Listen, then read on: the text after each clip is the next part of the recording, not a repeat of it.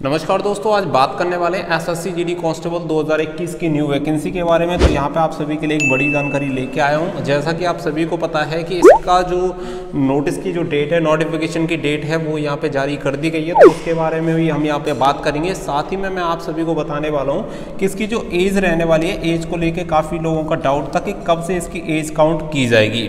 साथ ही में मैं आपको पोस्ट प्रेफरेंस के बारे में भी बताऊंगा, जिससे कि आप सभी की पोस्ट प्रेफरेंस एकदम सही डले। क्योंकि 2018 वाली जो वैकेंसी थी उसमें बहुत सारे लोगों ने पोस्ट प्रेफरेंस की वजह से अब वो लोग ज्वाइन नहीं करना चाहते, क्योंकि उनकी चॉइस की फोर्स उन्हें नहीं मिली।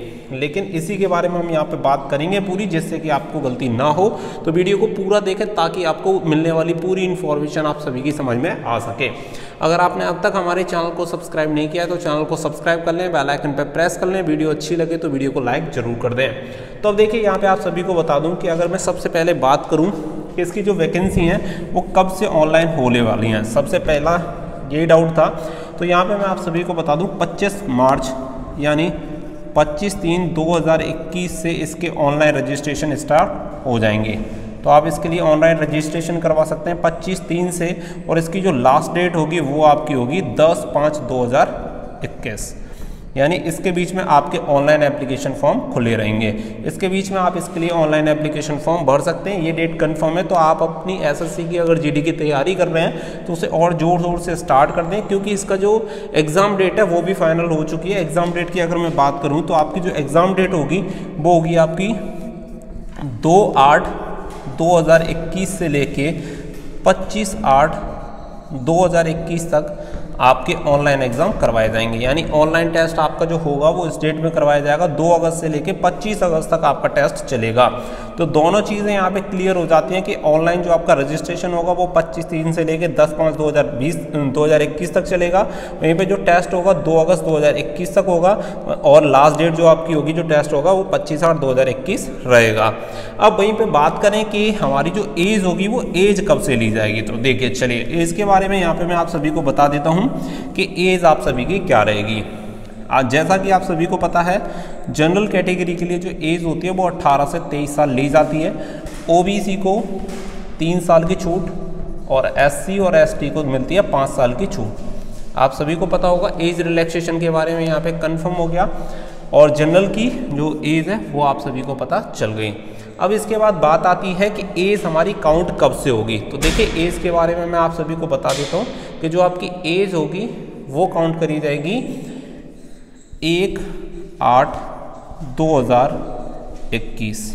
जी हाँ, 1/8/2021 को जनरल कैंडिडेट की जो एज है वो कम से कम 18 होनी चाहिए, और जो मैक्सिमम एज होनी चाहिए वो होनी चाहिए 23 साल। अब आप कहेंगे 1/8/2021 डेट का कहाँ लिखा हुआ है, तो मैं आप सभी को बता देता हूँ। 2015 का नोटिफिकेशन और 2018 का नोटिफिकेशन आप दोनों देख लीजिएगा। 2018 का जो नोटिफिकेशन था वो जुलाई में इसके रजिस्ट्रेशन स्टार्ट हुए थे, और 2015 के आई थिंक फरवरी में स्टार्ट हुए थे। दोनों में ही जो डेट मांगी गई थी उसी साल की 1/8/2015 से मांगी गई थी, और 2018 में जो थी वो 1/8/2018 से मांगी गई थी।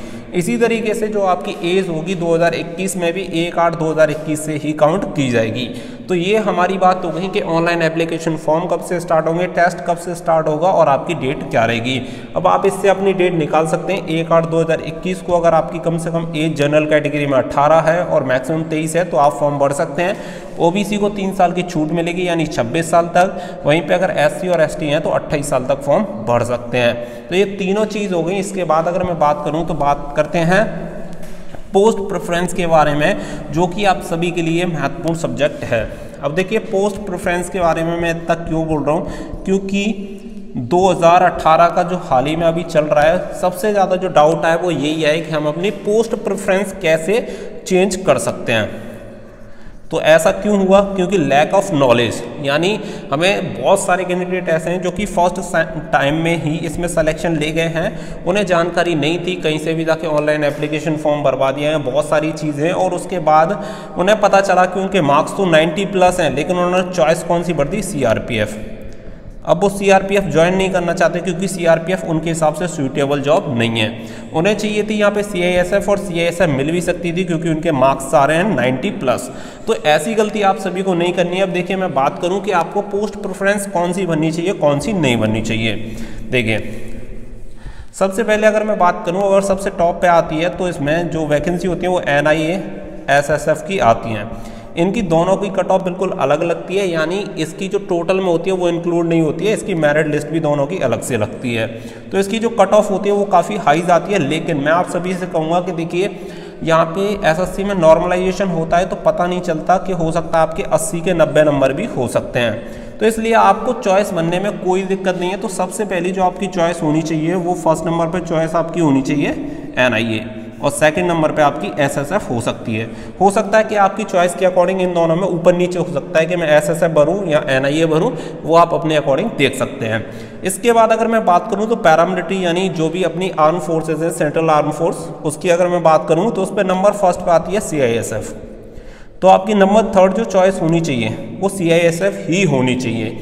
बाकी का मैं उनके लिए नहीं बोलूँगा जिनकी चॉइस होती है कि भाई मुझे तो BSF में ही जाना है। बिल्कुल अगर आपको कंफर्म है कि आप BSF में ही जाना चाहते हैं तो बिल्कुल आप BSF ही चॉइस भरें, क्योंकि आपको BSF में जाना है। बहुत सारे लोग होंगे कि CRPF ही मुझे जाना है, कि मुझे पसंद है CRPF, क्योंकि किसी फैमिली में से कोई होता है तो उसे उसी से ज़्यादा लगाव हो जाता है, तो इसलिए। लेकिन मैं उन लोगों के लिए बता रहा हूँ कि जो गलती कर जाते हैं और गलती ना करें।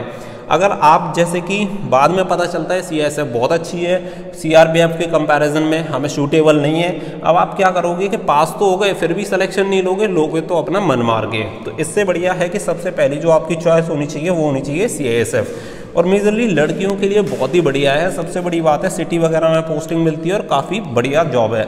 उसके बाद अगर मैं बात करूँ तो देखिए बहुत सारी हैं, जैसे कि SSB भी बहुत सारे लोगों के सेकंड नंबर पे चॉइस हो सकती है, सॉरी फोर्थ नंबर पे, क्योंकि अगर आपको CISF नहीं मिलती है तो SSB मिल जाएगी। उसके बाद अगर हम बात करें तो देखिए BSF भी आती है, CRPF आती है, ITBP आती है और असम राइफल्स भी आपकी आती है। तो इस तरीके से ये और भी फोर्स हैं इसके हिसाब से। उसके बाद जो आपकी चॉइस हो SSB, BSF, CRPF, ITBP, Assam rifles, उसके अकॉर्डिंग आप देख सकते हैं। लेकिन मैं 4 फोर्स आपको रिकमेंड करना चाहता हूँ इस वीडियो के माध्यम से कि फर्स्ट नंबर पे आपकी NIA रहे, सेकंड नंबर पे आपकी SSF रहे, थर्ड नंबर पे आपकी CISF रहे और फोर्थ नंबर पे SSB रहे। उसके बाद आप BSF भरें, CRPF भरें, ITBP भरें, असम राइफल्स भरें, कोई दिक्कत नहीं। क्योंकि अगर आपको सिलेक्शन मिलना होगा, अगर आपके मार्क्स अच्छे होंगे तो डेफिनेटली इन चारों में से किसी ना किसी में मिल जाएगा, जो कि बहुत ही अच्छी फोर्स हैं। उसके बाद तो आपको देखिए जब मार्क्स ही कम है तो किसी में भी मिले, ज्वाइन करना है तो करना ही पड़ेगा, बट ऐसी गलती नहीं होगी जिससे कि आपको उस पर पछतावा हो। तो उम्मीद करता हूं कि जो ऑनलाइन एप्लीकेशन फॉर्म डेट है, रिटन एग्जाम की डेट है, एज को लेके और पोस्ट प्रेफरेंस को लेके ये सारी चीज़ें क्लियर हो गई होंगी। चाहे आप किसी से भी ऑनलाइन एप्लीकेशन फॉर्म भरवाने वाले से, यानी साइबर कैफ़े वाले से, ई-मित्र वगैरह किसी से भी फॉर्म भरवाएं, खुद जाके अपनी पोस्ट प्रेफरेंस डालें। क्योंकि मैक्सिमम लोग क्या होते हैं जब ऑनलाइन एप्लीकेशन फॉर्म होते हैं तो उसमें चॉइस ऐसे होती हैं फोर्स वाइज ABCD, लोग क्या करते हैं ABCDEFGH इस तरीके से भर दी। होता क्या है पता ही नहीं है कि A पे CRPF आती है या BSF आती है या CISF आती है, कुछ नहीं पता, बस उन्होंने भर दिया। यही गलती नहीं करनी है। अगर D पे हमारी CISF आनी है तो पहली चॉइस जो हमारी होनी चाहिए वो D ही होनी चाहिए। अगर हमें BSF चाहिए, BSF हमारी C पे है, तो सबसे पहले हम C ही भरेंगे, ताकि जब सिलेक्शन होने के बाद हमें कोई भी दिक्कत ना हो और आसानी से हम उस चीज़ के लिए कर पाएँ। तो उम्मीद करता हूं कि ये सारी चीज़ें एकदम आप सभी को स्पष्ट रूप से समझ में आ गई होंगी। वीडियो अच्छी लगी हो तो प्लीज़ वीडियो को लाइक करिएगा, शेयर करिएगा। चैनल सब्सक्राइब नहीं किया तो चैनल को सब्सक्राइब करके बेल आइकन पर प्रेस कर लें, ताकि आने वाली हर एक अपडेट आप सभी को सबसे पहले मिलती रहे।